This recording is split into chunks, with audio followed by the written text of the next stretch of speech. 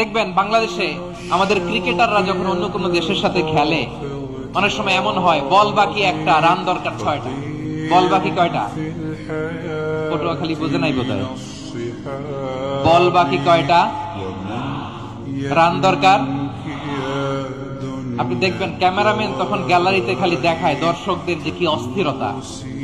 Hip hop স্টাইলের মেয়েটা, যে মেয়েটার ওড়না এতক্ষণ ছিল গলা, এতক্ষণ কই ছিল, ওই মেয়েটা দেখবেন ওড়নাটা টেনে মাথায় দিয়ে এরকম মুনাজাত ধরতেছে, আল্লাহ আল্লাহ, একটা ছক্কা, আল্লাহ আল্লাহ, আমার লাল সবুজের পতাকারে তুমি অপমানিত কইরো না আল্লাহ, ইন্ডিয়ার সাথে আমাদের খেলা, আল্লাহ আল্লাহ, একটা ছক্কা, একটা একটা।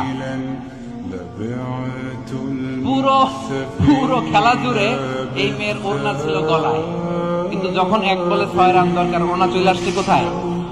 মাথায়। আবার মুনাজাত আছে না নাই?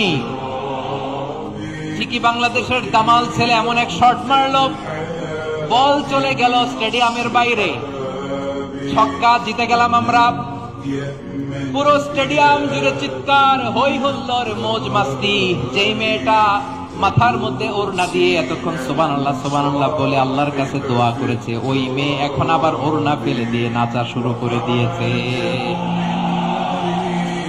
তাহলে আল্লাহর ভয়, আল্লাহর প্রতি আস্থা, বিশ্বাস, ভালোবাসা, এটা কি ক্ষণিকের জন্য? মানে আমার যখন লাগবে তখন আল্লাহর ইউজ করবো নাকি? হ্যাঁ, বিপদে আপদে, সুখের সময় দুঃখের সময়, সচ্ছল অসচ্ছল অবস্থায় বিশ্বাসীরা ভরসা রাখে একজনের উপর। চিৎকার করে বলে পটুয়াখালী তিনি কে?